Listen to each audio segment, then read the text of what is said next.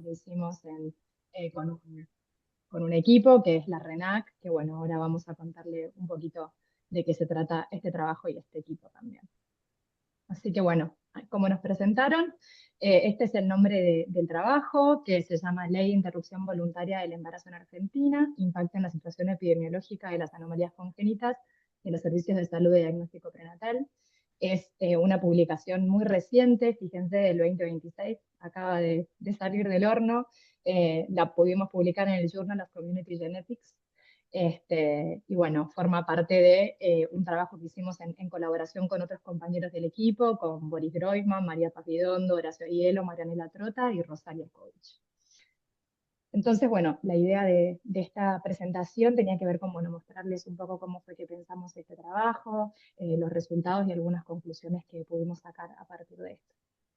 Entonces, bueno, para hablar un poquito del contexto del trabajo, recuperar un poco qué es la RENAC. La RENAC es la Red Nacional de Anomalías Congénitas, que es nuestro único sistema oficial de vigilancia y prevención de anomalías congénitas de la República Argentina. Hay una resolución ministerial que le dio lugar del año 2014, pero la realidad es que la RENAC opera desde el año 2010.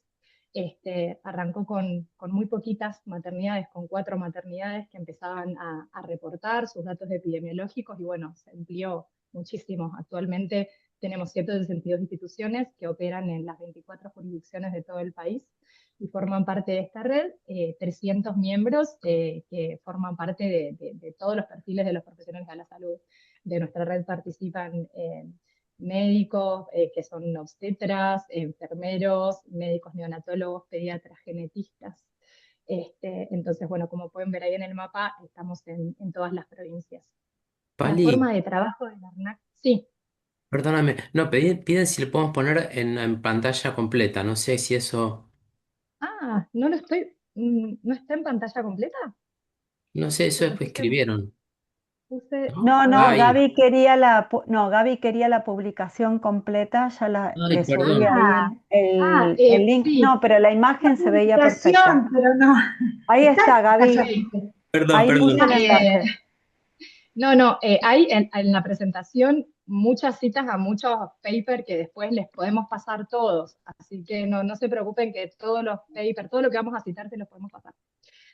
Así que bueno, un poco volviendo a la forma de trabajar de la RENAC, como dijimos, es una red conformada por un montón de instituciones y de trabajadores de la salud que todos los meses reportan todos los casos de los nacidos con anomalías congénitas en sus maternidades. La forma de trabajar es un poco como dibuja ese diagrama ahí, el modo de integración de la vigilancia con una No coordinación sé por central qué no. que trabaja en el Centro Nacional de Genética Médica, que depende de la ANDIS Malbrán, y recibe datos de todas las instituciones que pertenecen a la red. Con esos datos que se aportan, como dijimos, todos los meses, cada una de las instituciones, anualmente la RENAC realiza un análisis muy grande, digamos, donde queda todo reportado en estos que son los reportes anuales de la RENAC. En esos reportes se condensa toda la información de ese año, se generan tablas de todo el país, también por jurisdicción, se analiza también un poco la evolución de algunas anomalías congénitas a lo largo del tiempo. Entonces, bueno, generamos estos boletines o reportes anuales de RENAC. Perdón, hay un micrófono abierto. Generamos información epidemiológica que después se reporta. Estos reportes también están gratuitos en la web y están a disposición de cualquier persona que esté interesada en conocer estos datos. Cada año, como les decía, se condensa toda la información, en este caso el reporte anual 2025, que es el reporte que salió el año pasado, se construye con información del año anterior porque se hace en año vencido. Para que conozcan los datos del último reporte, en el año 2024 participaron 162 instituciones para reportar a la RENAC. De esas 162 instituciones, 134 son maternidades públicas, 28 también son del ámbito privado de obras sociales. Como dijimos, de las 24 provincias participaron 300 profesionales y durante el año 2024 los nacimientos examinados, el total de nacimientos que nacieron en esas 162 instituciones fueron 185.756. Implicó, ese porcentaje de maternidades implicó una cobertura total de 40,21% de todos los nacimientos del país. Fíjense que es una cobertura importante. Y respecto de la cobertura del subsector público, el 59%. De ese total de nacimientos examinados, 3.307 fueron casos reportados con anomalías congénitas, lo cual nos da una prevalencia de anomalías congénitas al nacimiento de 1,78, que es un número que es comparable, digamos, al de otros sistemas de vigilancia, y es un poco la prevalencia que esperamos, que es digamos, lo que nos habla de que es un buen sistema de vigilancia porque estamos teniendo una prevalencia comparable a otros sistemas de vigilancia. Fíjense que a lo largo de todo su trabajo, RENAC ha examinado 3.577.013 nacimientos y tenemos 59.477 casos detectados con anomalías congénitas a diciembre del 2024. Bueno, y un poco para definir lo que son las anomalías congénitas, sabemos que tienen un altísimo impacto en la mortalidad infantil. Afectan aproximadamente al 3% de los nacidos, del total de nacidos vivos, siendo anomalías congénitas mayores, que son las que se reportan en la RENAC, aproximadamente la mitad, ¿sí? Representan la segunda causa de mortalidad infantil en la Argentina, siendo la causa del 29% de las muertes en menores de 1 año. Pero más allá de la mortalidad, son patologías crónicas con una altísima carga emocional, social, económica, tanto para las familias como para el sistema de salud, tanto que en hospitales pediátricos de alta complejidad en Argentina son la primera causa de internación. Acá, bueno, podemos ver algunos ejemplos, solo por citar algunos, pero existen, por ejemplo, los defectos de pared abdominal, como es ese primer bebé que tiene una gastrosquisis, las cardiopatías, las fisuras labio-alveolo-palatinas, los defectos congénitos de tubo neural, ahí vemos un ejemplo de un mielomeningocele, forman parte de algunas de las anomalías congénitas. Sabemos que pueden ser detectables en forma prenatal por distintos estudios, ¿verdad? Las imágenes ecográficas, también por serologías. Recordemos que hay infecciones maternas que pueden generar anomalías congénitas también.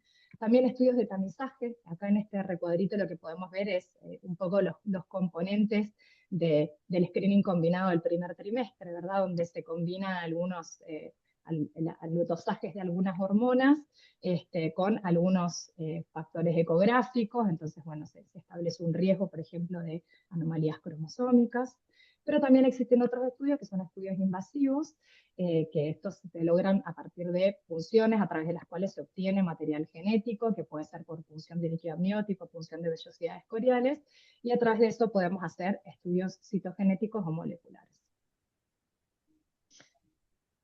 Sabemos también que la detección de una anomalía congénita en un feto es una experiencia muy disruptiva y que puede afectar seriamente la salud de la persona gestante. Sabemos que es importante el diagnóstico prenatal para anticiparnos, sabemos que es importante para hablar respecto del pronóstico, para ver si existe alguna posibilidad de terapéutica antenatal, si es importante tener en cuenta dónde van a ser ese bebé, cómo van a ser, qué condiciones hay que tener. Pero es muy importante también para poder ofrecer a la persona gestante continuar con el embarazo o interrumpirlo si es que ese es su deseo. Y la pregunta es, ¿todas las personas gestantes acceden a esto? Bueno, la respuesta no los sorprenderá. Y respecto de esto, tenemos algunos antecedentes. Bueno, acá hay una imagen de Pablo. Pablo, todos ustedes lo conocen. Esta es una imagen de Pablo cuando, bueno, se acercó justamente en el 2018 y no sé si era eso que hacían referencia, eso, justamente, este es Pablo, bueno, hablando a favor en las sesiones del Congreso, y presentando algunos datos que son relevantes respecto de esta inequidad, respecto de la detección prenatal y de la interrupción electiva por anomalías fetales. En ese caso, Pablo presentó algunos datos de esta publicación que está acá, en la cual, bueno, básicamente lo que mostraba era cómo variaba la frecuencia de algunas anomalías congénitas muy graves del sistema nervioso central, como son la anencefalia y la espina bífida, en relación a los nacidos en maternidades privadas y las maternidades públicas de la ciudad de Buenos Aires. Veíamos cómo acá en estas columnas verdes está representada la frecuencia de nacimientos en lo público, en lo rojo en lo privado. Vemos cómo la anencefalia era 7 veces más frecuente en los lugares públicos y la espina bífida 5 veces más frecuente en los lugares públicos, ¿verdad? Entonces ahí veíamos una brecha en el acceso. Por otro lado, tomando datos de otra época, ¿verdad? Del 2013 al 2020 también tomamos una franja de tiempo y vimos qué pasaba también en hospitales de la Cava, en 22 hospitales de la Cava, y comparamos la prevalencia de estas anomalías en 13 hospitales públicos versus 9 hospitales privados, y observamos algo semejante, ¿verdad? No solo vimos estas anomalías, sino que vimos más anomalías, y vimos que 10 de las 18 anomalías congénitas que son detectables en forma prenatal tuvieron una mayor prevalencia en el ámbito público, pero además detectamos algo que es interesante, que es que las anomalías congénitas disruptivas, hay un conjunto de anomalías congénitas que fueron más frecuentes en el ámbito público. Y bueno, en relación a las anomalías congénitas disruptivas,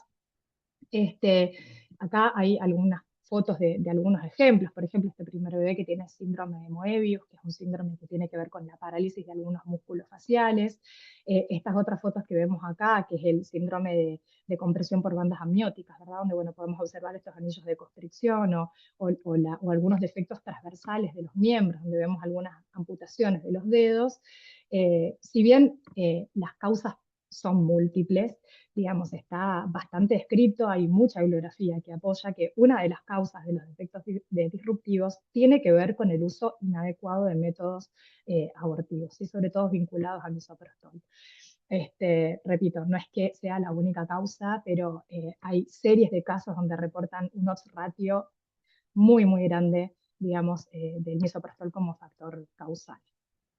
Entonces, bueno, teniendo en cuenta todo esto y viendo que la historia es siempre un poco la misma, no todas acceden al diagnóstico prenatal, no todas pueden acceder a la interrupción por anomalía fetal, y además que vemos que las anomalías disruptivas ocurren sobre todo en las mujeres que tienen menor acceso, dijimos, bueno, la implementación de la ley 27.610 amplía derechos reproductivos, pero es también una oportunidad para reducir otras inequidades.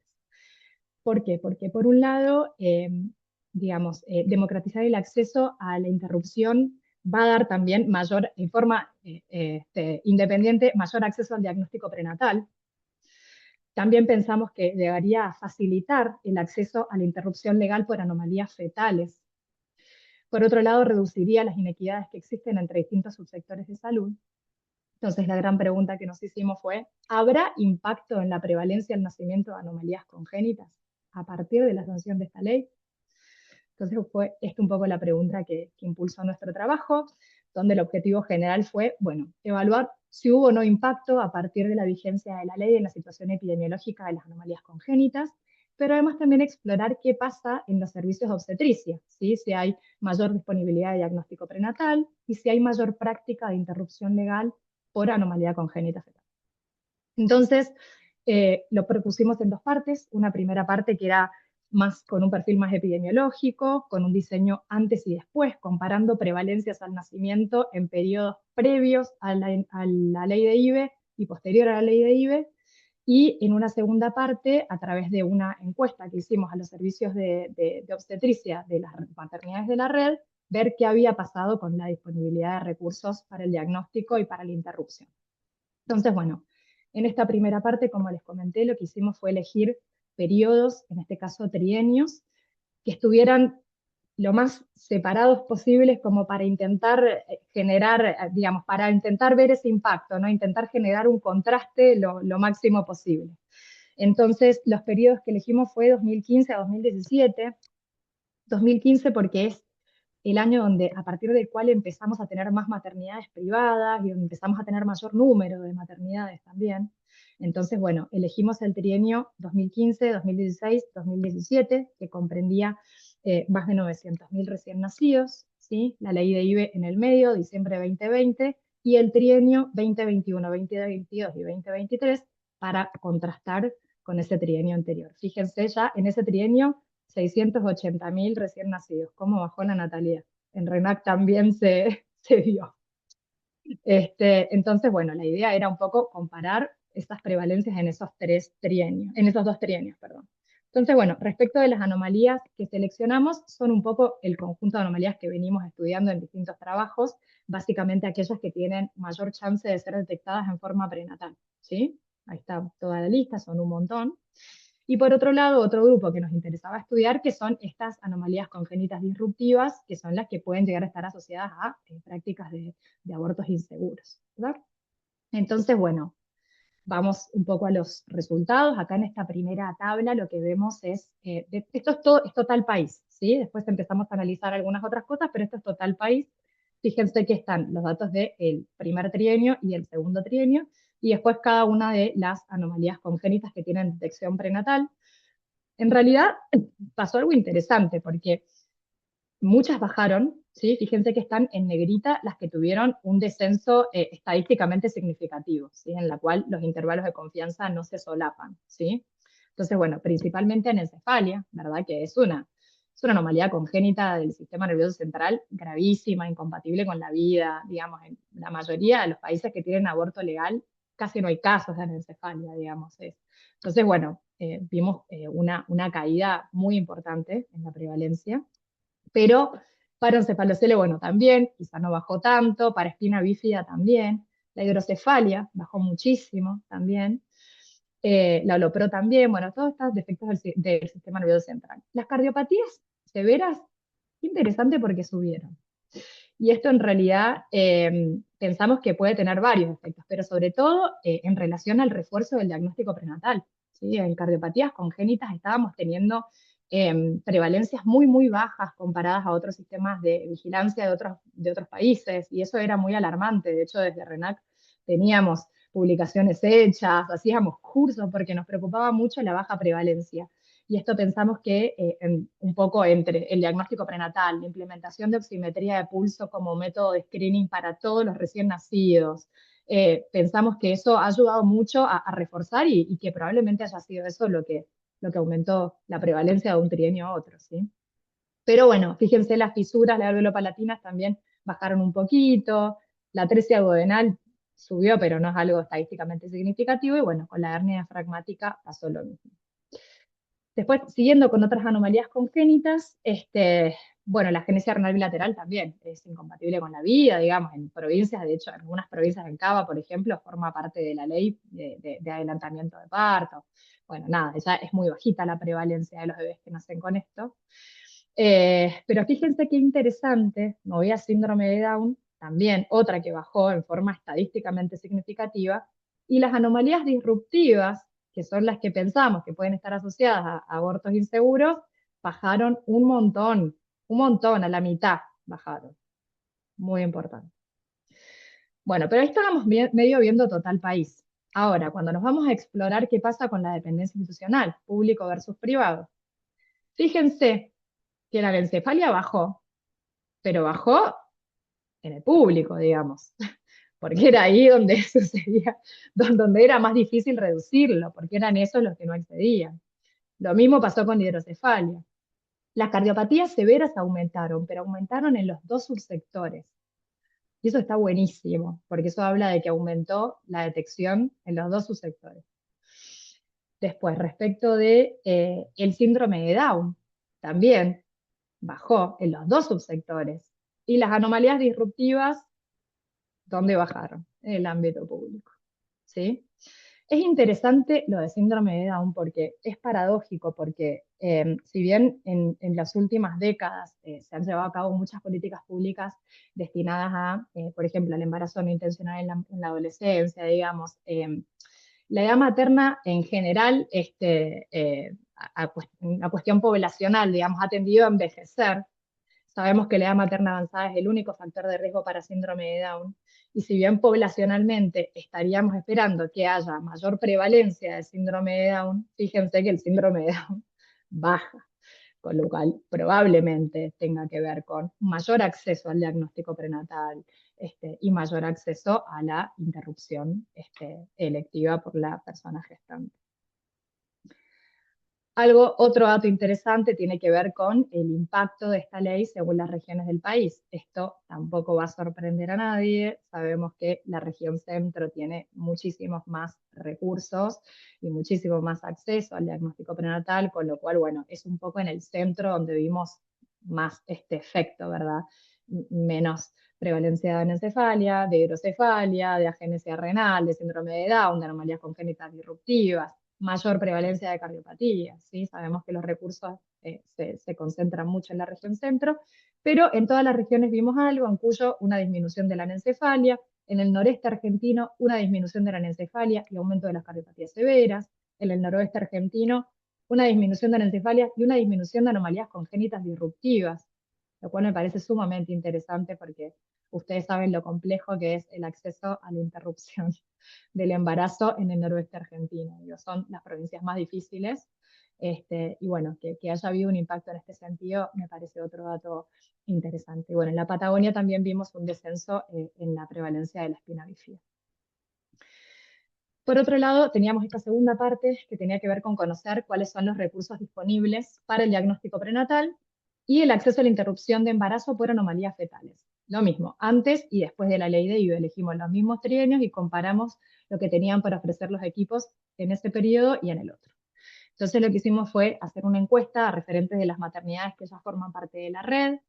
Entonces lo que hicimos fue encuestar a profesionales del área de obstetricia y de diagnóstico prenatal de 70 instituciones de las 24 jurisdicciones del país. De ellas, 62 son instituciones públicas y 8 del subsector privado. Y en ellas lo que vimos fue, bueno, nosotros establecimos cada una de las prácticas, digamos, de diagnóstico prenatal. Entonces, bueno, preguntamos sobre la posibilidad de hacer medición de translucencia nucal, sobre la posibilidad de implementar tamizaje del primer trimestre que incluye, además de la translucencia nucal, el dosaje de las hormonas, la práctica de scan fetal del segundo trimestre, la posibilidad de hacer estudios genéticos invasivos y si la institución realizaba o no interrupción legal del embarazo por anomalía congénita. Entonces, esto estuvo muy bueno porque vimos que hubo cambios importantes, digamos, entre un trienio y otro, ¿sí? Vimos que, por ejemplo, para la medición de translucencia nucal, de las 70 instituciones, un poquito más de la mitad lo ofrecía, después le empezaba a ofrecer, bueno, el 83%, respecto del tamizaje combinado, solo el 20% lo ofrecía y el doble después.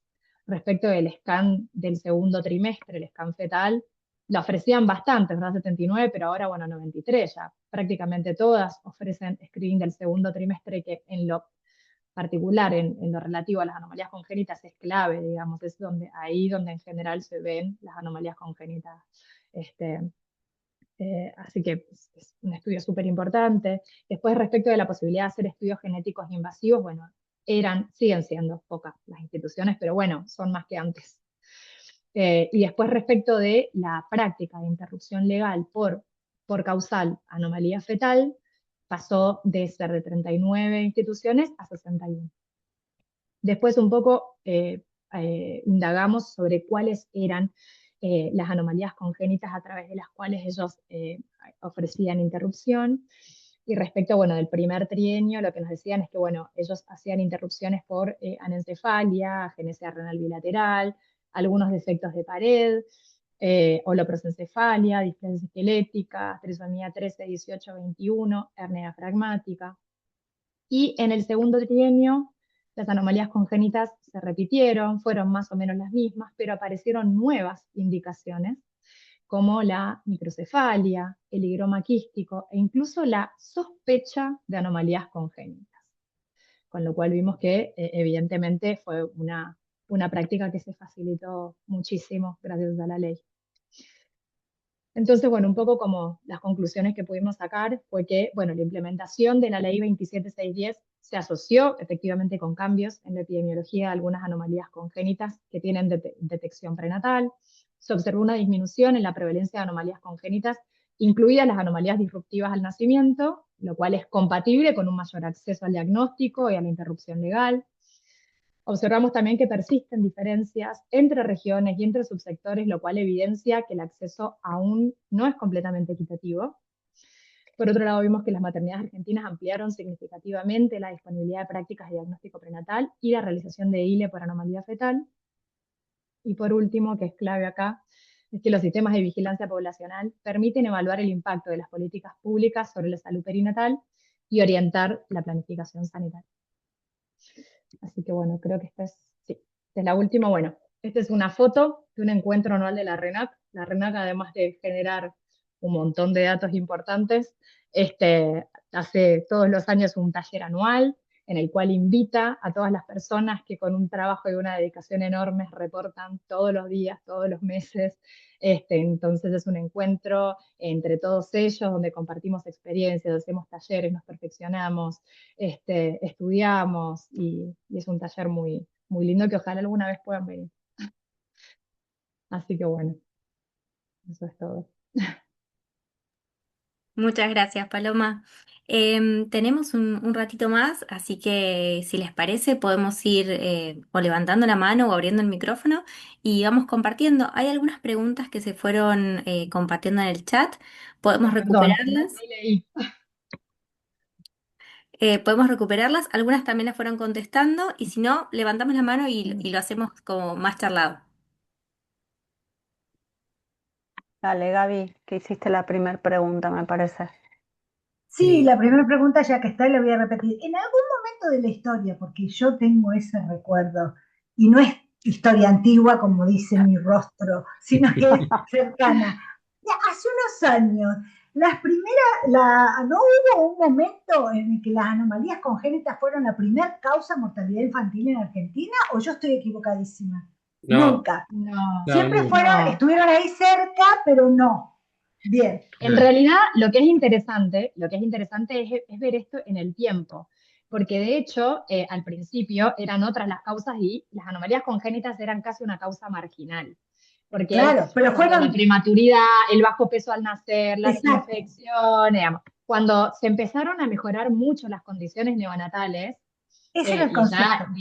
bueno, empezaron, bueno, sí, eso es re importante, digamos, porque antes representaban el 11% de la mortalidad infantil, hoy el 29%, digamos, han empezado a tener un impacto cada vez más grande en la mortalidad infantil y eso es lo que ha hecho que un poco los estados empiecen a mirarlas con un poco más de Tal cual. detenimiento, porque a medida que fueron solucionando otros problemas, con mejorando las condiciones obstétricas, las condiciones Sí, neonatales, controlando el ahora, embarazo, la alimentación. claro, Como en los años de más bonanza, empezamos a total, parecernos un poco más a las causas de mortalidad infantil de países más desarrollados. Eso, por absolutamente. eso yo te preguntaba, porque yo tenía el concepto de que durante 2 o 3 años la primer causa había sido, pero ni me acuerdo los años ni nada, así que tampoco tengo para... No, Bien. Y lo otro que es una pregunta, bueno, pero en realidad ya me la contestaron, pero la tengo anotada acá. Puse, ¿no pensaron en factores confusores en relación con el uso más masivo del scan fetal? Porque pensé que no lo habían evaluado, y sí, después, cuando fuiste contando, lo evaluaron, claro. Está bien. O sea que ya la sí, pregunta me sí, la contestaron antes que la... total.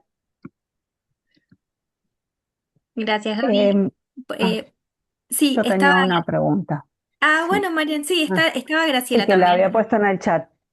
Em, sí, a mí me llamó la atención. Entiendo que ustedes, para este trabajo en particular, entrevistaron a profesionales de esos equipos para preguntarles si daban acceso a interrupción legal del embarazo en el servicio, ¿no? Por la causal anomalía. Mi preocupación es, dije, bueno, esto debe ser el piso, porque la verdad es que nuestra ley, y por muchas razones, peleamos que no tuviera las anomalías como causal, porque en realidad la que en el momento del embarazo puede decidir es la mujer y quizás para ella es una causal salud, o sea, es el impacto al que referías, Paloma, emocional y demás, digamos, y a veces físico, porque depende de cuál es el tipo de anomalía, puede tener otros riesgos no solo para la salud emocional, sino para la salud física. Y entonces me preguntaba si no suponían que hay un subregistro, porque yo entiendo que habrá ILES que ni siquiera les llegan a ustedes eh, como parte del registro que están levantando. En- Ahí creo que es importante también, quizás nos estamos haciendo mucho rollo con el hecho de que la RENAC lo que está midiendo son nacidos vivos. Ah, Bueno, Claro. muy, muy recientemente, vos me dirás, Pablo, con precisión, ¿cuándo fue que se incorporó la variable ILE dentro del reporte? sí, nosotros empezamos a registrar ILE a partir del 2018. antes de que se sancionara la ley, porque ya vimos que había maternidades que empezaban a hacerlo Ofrecer. y además nos decían, mira, me pasa esto, lo notifico. Y en realidad, bueno, ahí modificamos, pero todas las comparaciones que se hicieron acá fueron en relación a nacidos vivos, digamos, ¿no? Por eso, este, ahora, sí, lo que hicimos en el registro empezamos a incorporar ILE. Y es cierto que no todos notifican los ILE, digamos. Eso sabemos que pasa. Vemos que hay maternidades que yo que sé, no notifican ninguno y son maternidades grandes y debe haber, digamos. Lo que pasa es que bueno, y además también fue progresivo. Hubo maternidades que al principio es como que no sé, notificaban uno, después vimos que fue, digamos, bueno, fue aumentando, digamos, las notificaciones. Y sobre todo, por supuesto, después cuando ya se sancionó la ley. ¿Se entiende? ¿Sí? Sí. Sí, buenísima la aclaración porque, digo, no es porque pensemos, digo, este no es el mejor registro para ILE que tenemos, No, vamos claro. a tener otros, pero nos interesa porque, digo, no es que necesariamente haya menos anomalías. Lo que pasa, digamos, esto solo abona en el sentido de lo que el artículo propone, es que pensar que una ley como esta habilita el diagnóstico más temprano, porque ahora eventualmente le podemos dar a la persona la opción de qué hacer. Antes, muchos servicios éticamente se cuestionaban, ¿para qué voy a hacer y ofrecer diagnóstico prenatal si después no tengo ninguna alternativa para dar, ¿no? Entonces, digo, es súper interesante esto que traes, Pablo, gracias. Sí. Sí, nosotros uno de los resultados que nos pareció muy interesante también es que todo esto de las cuestiones disruptivas, porque era un problema que para nosotros era un drama, digamos, ¿no? Bueno, o sea, para nosotros, para los pacientes, porque se imagina a alguien que intenta interrumpir y después sabe que ese intento de interrupción que fue fallido, o sea, no pudo interrumpir y además después el hijo tiene una anomalía congénita que tiene que ver con ese intento, o sea, tuvimos, por ejemplo, tres mujeres que hicieron intento de suicidio con internaciones en psiquiatría a partir de que alguien, bueno, que se le dijo, mira, tu bebé tiene este problema porque vos intentaste interrumpir, o sea, todo mal, digamos, una situación muy terrible. Por eso nos pareció también interesante que se disminuya, se disminuyó mucho ese tipo de problemas y eso está re bueno. Sí, También habría que poner ahí el uso de la mifepristona, ¿no? Después de la legalización, porque claro. Sí, seguro que lo hizo le da más. mucha más efectividad al tratamiento, Claro. y Sí, aún sí. en el segundo trimestre, ¿no? Sí, Sí, sí, casi igual, todas las publicaciones, todas las que están en la presentación, son todas con misoprostol solo, digamos, como método de claro, y aborto. son Claro. publicaciones de países pobres, digamos, donde no hay ley, donde no hay ley de interrupción. O sea, también es interesante bueno, que esto que nosotros mostramos a otros países también, digamos, ¿por qué tienen que modificar la ley? Bueno, porque también van a bajar este tipo de problemas, ¿no? Este, así que bueno, eso. Gracias. Estaba Graciela. Sí, yo quería hacer una pregunta. El Moebius, eh, digamos, aumenta con el uso del misoprostol. Eh, es como yo había leído que, digamos, es más frecuente este tipo de afecciones cuando el misoprostol fue utilizado tempranamente en el embarazo, o eso no es así y puede tener Moebius en cualquier momento. Bueno, el Moebius puede tener otras causas, ¿no? Hay causas genéticas, por ejemplo, de Moebius, con lo cual no siempre tiene que ver necesariamente con el tema de misoprostol. En general, los trabajos hablan de una edad gestacional más o menos de 7 semanas en el momento Exacto. del uso de misoprostol. Es interesante que, por ejemplo, en el Hospital Garrahan hay una médica oftalmóloga que se dedicaba a Moebius porque veía muchos chiquitos y hace ya un tiempo que viene diciendo, mira, ya no estoy viendo casi pacientes con este tipo de problema. Bueno, y eso, porque piensen que es un problema que le queda toda la vida, ¿no? Y el chico Sí. tiene trastornos de glutorio, o sea, es un drama. Gracias. Gracias. Si quieren, recuperamos dos preguntas que están en el chat y después vamos con vos, Sonia. Marisa pregunta, en relación a las maternidades en madres de mayores de edad, ¿se toma en consideración que muchas madres mayores de 40 años utilizan reproducción asistida con óvulos propios de cuando eran más jóvenes o si no, ovodonación? Mm, No, eso no, No, no no lo... se, Ah, perdona, no dale. se notifica, no, eso no se notifica, no se tiene en cuenta en el registro, digamos, pero también me parece que por ahí es una proporción marginal, por ahí dentro de todo el conjunto de registros. No sé qué pensás vos, Pablo. Sí, sí, nosotros tenemos, como vieron, predominantemente maternidades públicas. Es cierto que en maternidades privadas hay, y eso, sí, existe, pero igual son una minoría del total, bastante poco. No, no creo que eso modifique mucho este, bueno, la prevalencia que nosotros vemos. Sí, es interesante igual la pregunta porque está descrito, Sí, digamos, que algunas técnicas de reproducción asistida, Sí. digamos, por algunas alteraciones epigenéticas o de mecanismos de imprinting, digamos, pueden dar lugar a una mayor prevalencia de algunas anomalías congénitas. Eso es re válido. Lo que pasa es que justo, primero que no forma parte como del registro de RENAC si es que fue un embarazo espontáneo por donación, digamos, eso no está reportado. Pero aparte, justo esto que dice Pablo, digamos, justo las maternidades por ahí con las cuales trabajamos, estos son como casos medio marginales y no impactarían, digamos, en la estadística general. Gracias. Sonia. Gracias, muy interesante. Yo vengo de otro campo, saben que soy abogada, pero igual siempre muy atenta a toda la información.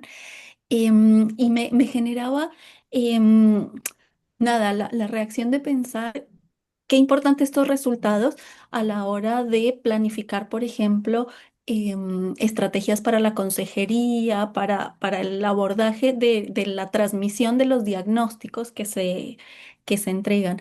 Nosotros en Redas también venimos trabajando con la línea de discapacidad y en una conversación hace muy poco, em, una, una experta en discapacidad decía, bueno, que ella venía de una conversación global en donde se hablaba de países libres de síndrome de Down, ¿no? Y entonces ella decía que qué doloroso para nosotros tener como esa noticia de que los países al fin se liberaron, ¿no? Y entonces digo, claro, con esta información uno puede ver cuál es el comportamiento, de qué forma se está desarrollando y tomar también decisiones acerca de cómo transmitir del lenguaje, de la forma de abordarlo para evitar el capacitismo en este punto que es tan central, ¿no? Ya tenemos una ventaja que tiene que ver con el marco normativo que no se dirige a la salud fetal, sino a la salud de la gestante, pero después nos queda un trabajo ahí que me parece que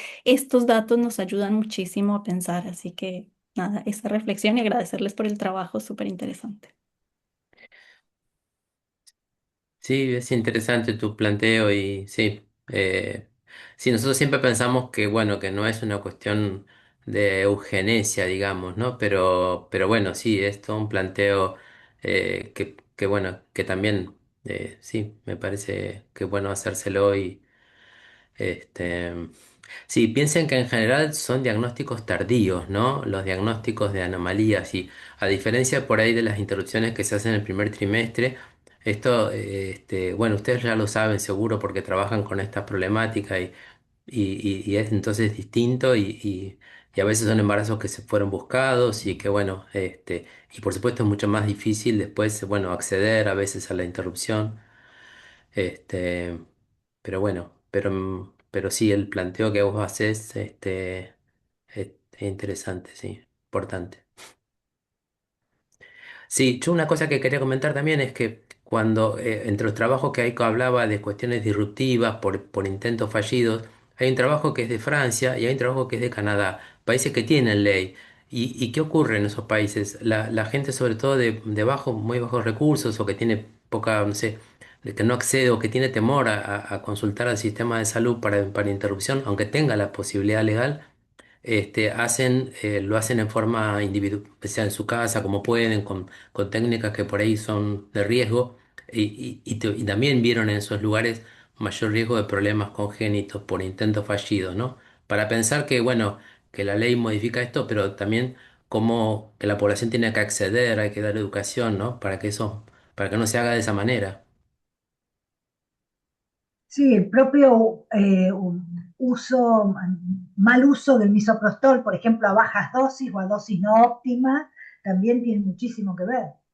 Claro, O sea, la falta de información, digamos, usarlo sola sin información. Claro, los abortos inseguros, digamos, los abortos no acompañados.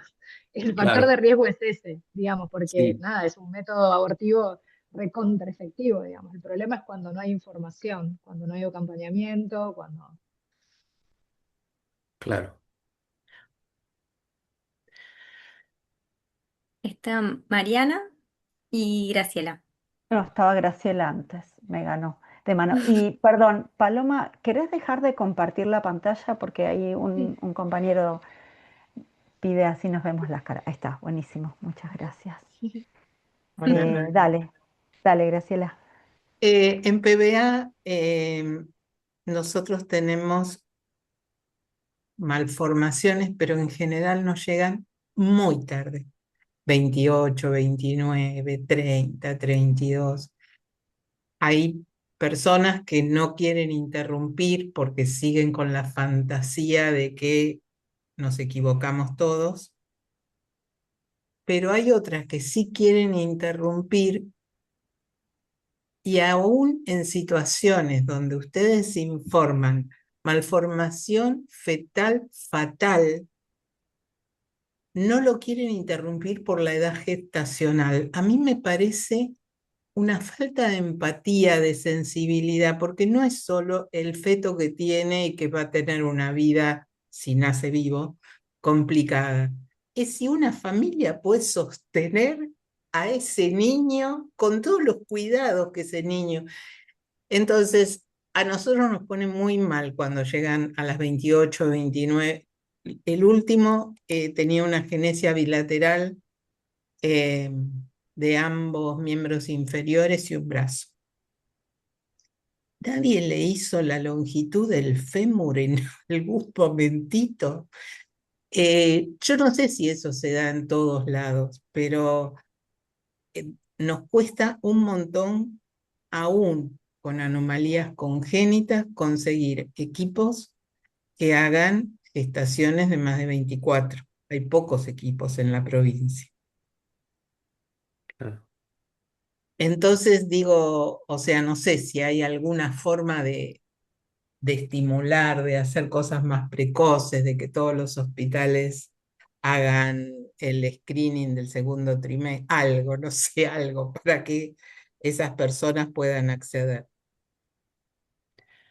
Sí, nosotros desde RENAC, bueno, justamente hace tiempo que incorporamos el área de obstetricia, hicimos, por ejemplo, bueno, muchas capacitaciones en relación a diagnóstico prenatal, hicimos un atlas de diagnóstico de anomalías y qué pasaba, digamos, tratamos de hacer, pero bueno, no somos, no sé, tenemos una capacidad limitada, pero bueno, sí, sí, yo creo que hay que trabajar mucho en eso, sí, sí, sí, ¿no? Y y de desde hecho... RENAC también, bueno, incorporamos a Horacio Hielo, digamos, hay como un espacio de consultoría de prenatal, Horacio está 24/7 con el celu respondiéndole todo a los obstetras de todo Me el país. consta.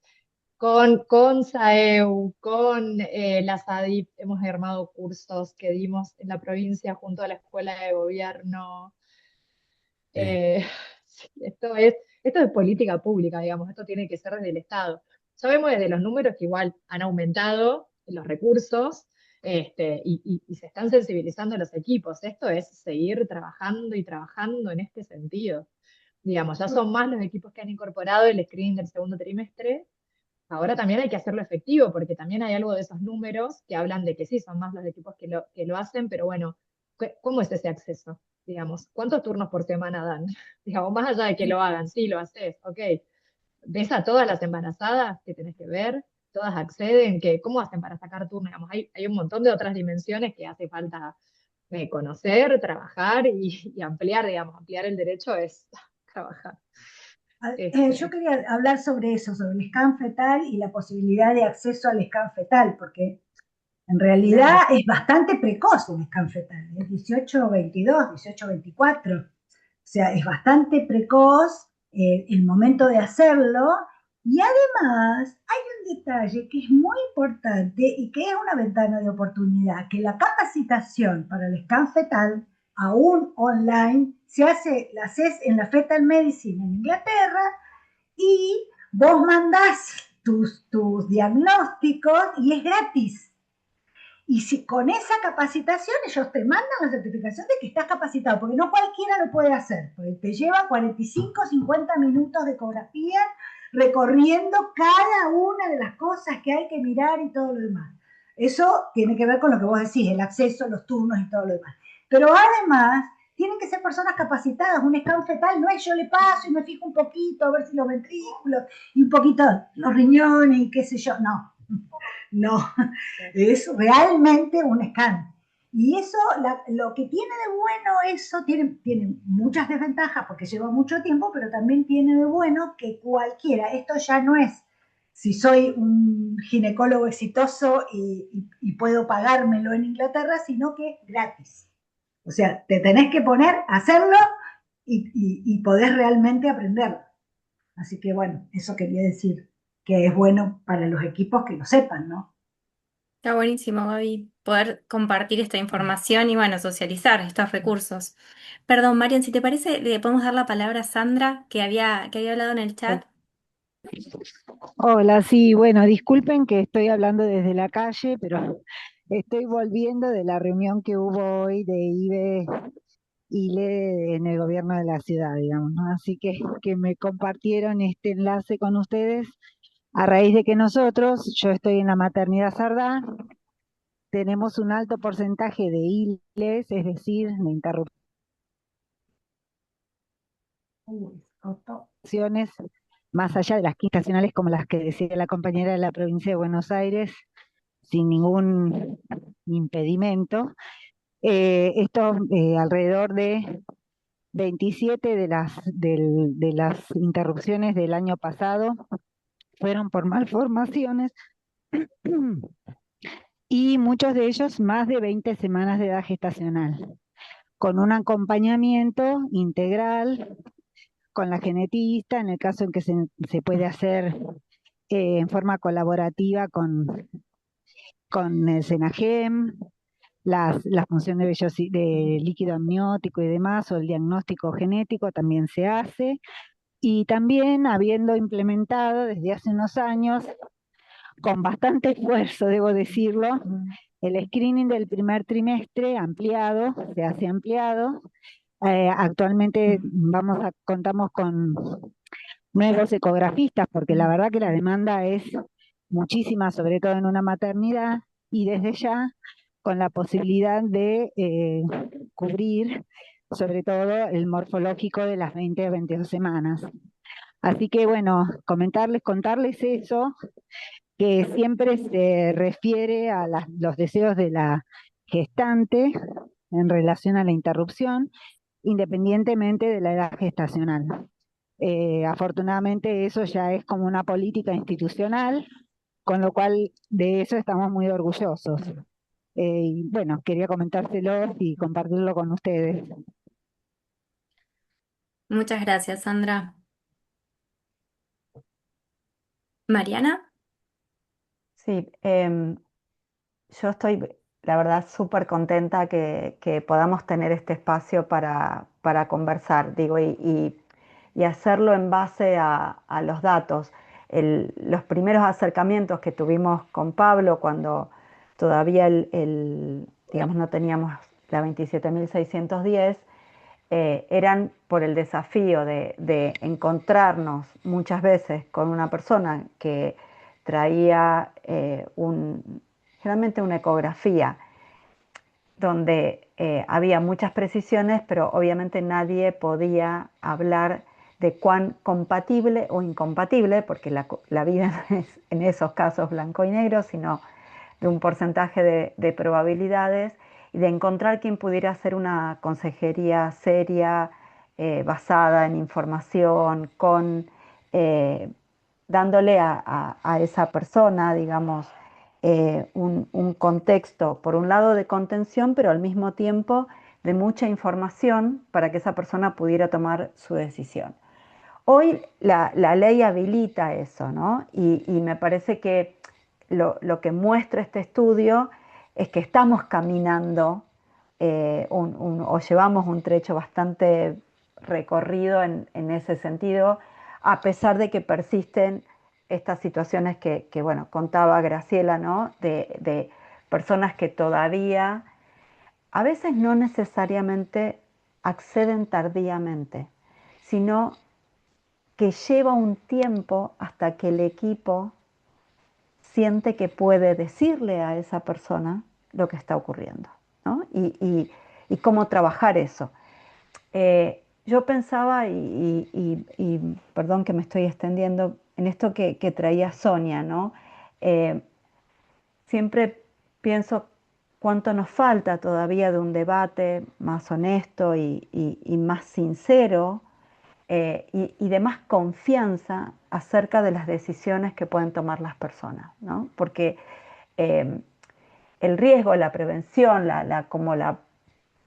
es que ninguno de nosotros quiere parecer como una persona eh, que valora más a una vida fetal que otra.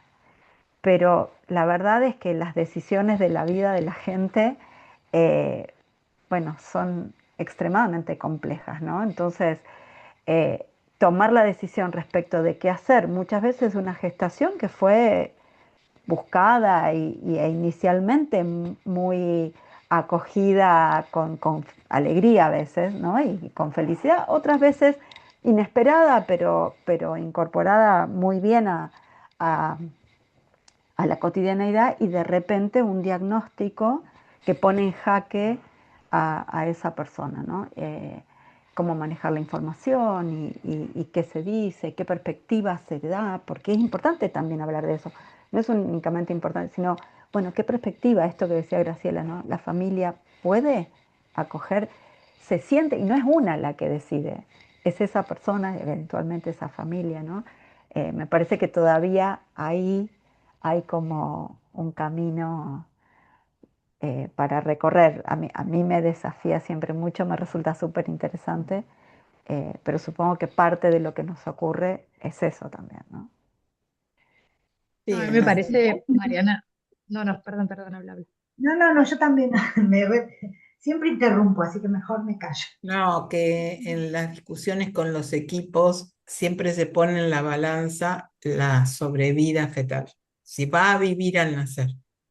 Y la verdad, no me interesa mucho si va a vivir. A mí lo que sí me interesa es la calidad de vida y si esa familia puede sostener a ese niño y quiere y puede.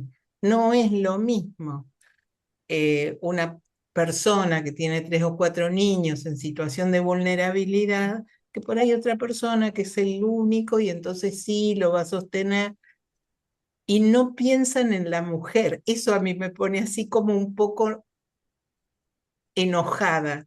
O sea, todo es el bebé, es el recién nacido, pero ese recién nacido solito, solo no puede hacer nada, necesita una familia atrás. Eso no se lo plantean los equipos. Te hablan y no, pero no es incompatible con la vida. ¿Qué sé yo? No sé. Es una No, discusión aparte, que me para mí un enfurece. poco, más allá de que me parece inopinable cualquier decisión que tome esa persona gestante, digo, ¿cómo se despegan de la responsabilidad que tienen los profesionales de la salud? Porque sabemos que una mujer gestante, por una noticia así, está en un estado de vulnerabilidad absoluta, y la palabra del profesional va a ser clave. Digo, esta oportunidad que dice Mariana, que es las palabras que se usan, de qué manera se provee la información. Digo, tenemos colegas genetistas que son pañuelo celeste, que de hecho fueron a hablar en contra de la ley de IBE. Y digo, debería existir de alguna manera la objeción de conciencia en nuestra especialidad también, porque no puede ser que esa gente, que además se dedica al diagnóstico prenatal, siga asesorando a mujeres gestantes que tienen diagnóstico de anomalía congénita. No puede ser. O sea, yo no sé qué les dirán. No sé. Digo, son genetistas. A mí me parece de una hipocresía tan gigante, digamos, ser conocedores, porque es tu campo de trabajo. Trabajás con chicos que tienen anomalías congénitas. Vos los conocés, sabés sus trayectorias vitales, sabés el impacto que esto tiene en las familias. ¿Cómo podés, digamos, no sé, me parece un montón, pero bueno, creo que debería esto, existir la objeción de conciencia dentro de nuestra especialidad también y ser capaces de decir, mira, no, sobre esto no, andá y atendete con fulano. Perdón. Pero sí, sí, es terrible. A mí me gustaría compartir, porque discrepo un poco con quien me antecedió, o bueno, con las dos, por lo menos en el ámbito en que me toca trabajar. Afortunadamente, lo prioritario siempre son las familias y las mujeres, en nuestro caso. Y estoy hablando de la maternidad sarda y cómo lo trabajan en la maternidad sarda. Hay un grupo de diagnóstico prenatal que viene trabajando desde el año 92 con alguna cuestión de intervencionismo mucho antes y que lo fue haciendo de distinto modo y afortunadamente hará unos años se unieron los 3 grupos diferentes que trabajaban en diagnóstico prenatal, abarcando distintas patologías, desde la gemelaridad hasta la inmunización RH y todo lo que era malformados. Ese grupo es un grupo interdisciplinario del que participan un médico neonatólogo que es, hace paliativos, participa anatomopatólogos, participan el equipo de salud mental especializado en duelo perinatal, médicos obstetras, incorporación de infectólogo perinatal, digamos, me estoy olvidando, trabajadores sociales, por supuesto, o sea, siempre uno, pero los que se reúnen todas las semanas son estos que yo les mencioné, juntos con los genetistas. Y la incorporación de las pacientes pueden venir o derivadas de otros hospitales, o pacientes que se hicieron el screening del primer trimestre y fueron a genética, terminaron una punción y terminaron en un diagnóstico, o pacientes que se hicieron el scan y se le observa un diagnóstico e ingresan a lo que es el equipo. El equipo no tiene día preferencial de consulta. Todos los días se puede consultar al equipo. O sea que si la paciente tiene un screening o un scan con una anomalía, ese mismo día puede intervenir el equipo y hacer las primeras consultas. Entonces, bueno, ya se baja un poquitito la ansiedad de que ya se puede charlar en ese primer momento. Son personas que están muy preparadas para hablar y trabajar con las pacientes y se privilegia fundamentalmente lo que la señora entiende, percibe en ese momento, sin necesidad de que tome ningún tipo de decisión en ese momento. O sea, no hay apuro, por ejemplo, con esto de que si es 20 semanas, si son 22, si hay que interrumpirlo, si no hay que interrumpirlo.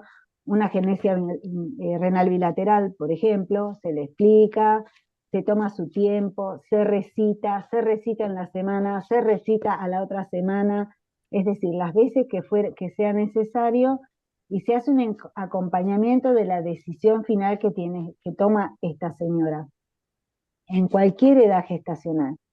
Bueno, qué sé yo les puedo relatar en algunos de los casos en los cuales estuve involucrada. Hay uno de los casos que es muy conocido, que digamos se trató de un embarazo gemelar en el cual se le hizo el diagnóstico de un tumor cráneoencefálico a uno de los gemelos. En la semana 20-22 se reevaluó la paciente a las 2 semanas, mucho más grande. Bueno, finalmente se terminó con la asistolia del feto, que tenía, en este caso no una malformación, pero sí una patología incompatible con la vida, pero que podía llevar a una prematurez extrema en un momento del otro, y bueno, se interrumpió ese, continuó el embarazo, nació el bebito sano a las 36 semanas junto con el otro que ya había fallecido. Eso Sí. demanda un tiempo en la toma de decisión de la paciente. Se respetan esos. Entonces, por ahí, qué sé yo, nosotros tenemos afortunadamente esa posibilidad y el equipo fue creciendo hacia eso. Es Sí, pero todo un recorrido. Perdón, ¿no? Sí, no.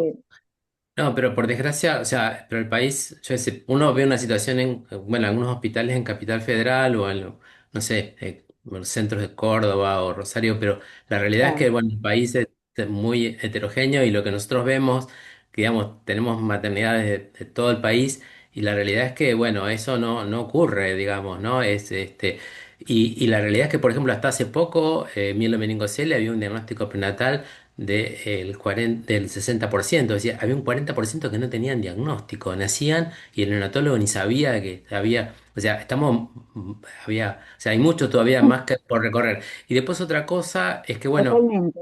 las instituciones privadas, ninguna tiene área de psicología, por ejemplo, que hace diagnóstico prenatal, ¿no? Digo, para pensar, porque a veces uno dice, bueno, el privado, bueno, ninguno, aún los centros más grandes tienen esa capacidad. Y lo último que quería comentar es que el Garrahan tiene un servicio que me imagino que ya lo conocen, que me parece que está bueno como insumo porque, bueno, hacen diagnóstico prenatal, hacen consultas con diferentes especialistas y pueden dar una devolución concreta y me parece que está bueno eso. Y de hecho nosotros por ahí en algunas cardiopatías o en algunas cuestiones en particular que puedan tener alguna, digamos, alguna posibilidad diferente, colaboramos y trabajamos con el Hospital Garrahan, en el caso de la maternidad.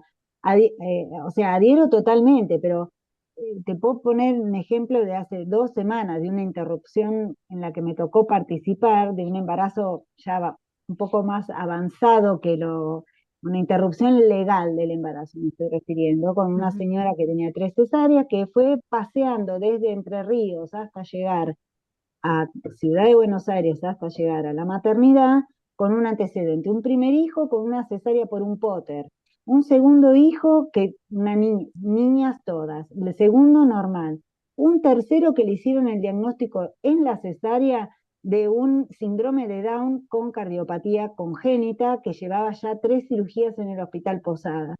Y después, este cuarto embarazo, teóricamente con ligadura tubaria, este cuarto embarazo, producto de una violación por su pareja, denunciada como violación en el momento que se suscitó el hecho, que termina a los 4 o 5 meses diciendo a mí se me mueve algo y con un diagnóstico de embarazo que ninguno de esos centros que intervinieron lo resolvió. La señora teniendo que venirse desde allá a resolver esta situación para completarlo.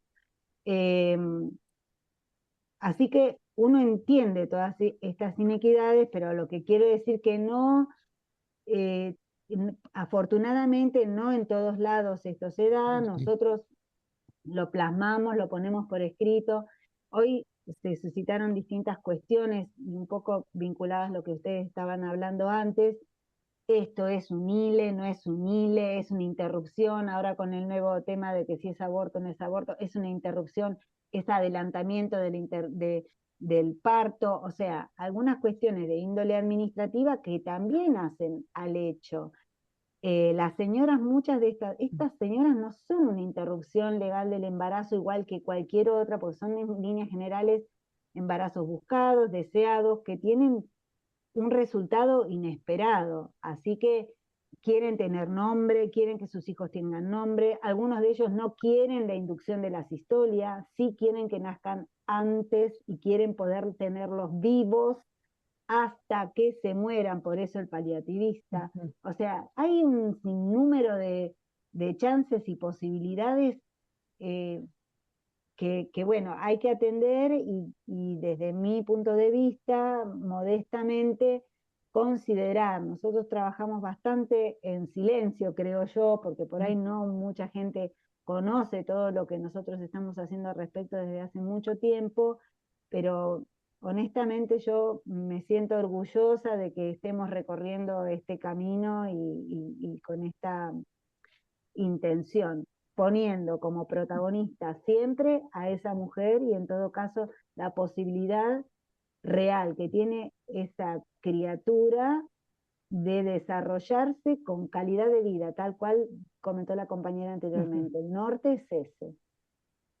Y bueno, lo quería compartir porque, nada, para que Sí. también, y debo decir que como comentaban recién, en mi experiencia personal, en un centro de salud privado, a una persona muy querida de mi familia, digamos, muy cercana, tuvo que apelar,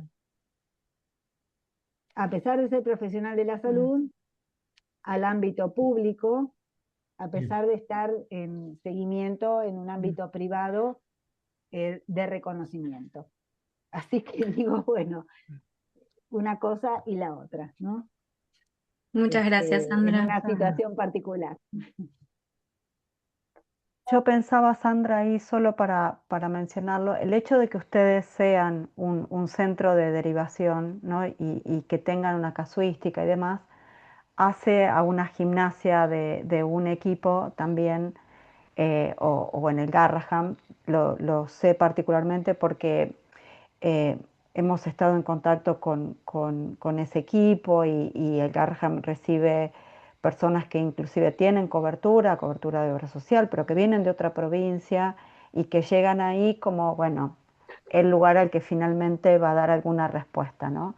Entonces, eso le da, pienso, le da al equipo una gimnasia, ¿no? Y una posibilidad de acercarse a estas situaciones con más experticia, con más tranquilidad, con la posibilidad esta que vos decías, ¿no? De darle también algunos tiempos a esa persona, porque, bueno, eh, nadie resuelve de un momento para el otro, ¿no? Pero eso no ocurre, yo ahí coincido con Pablo, yo creo que los equipos de todos modos han hecho un recorrido.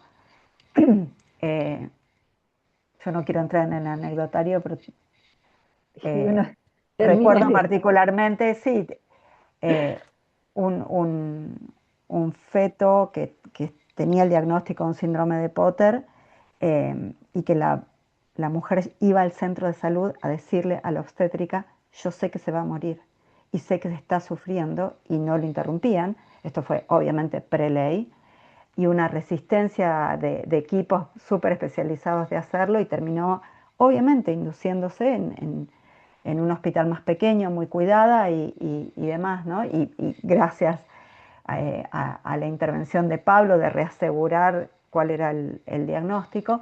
Pero bueno, ahí creo que hemos recorrido un largo camino.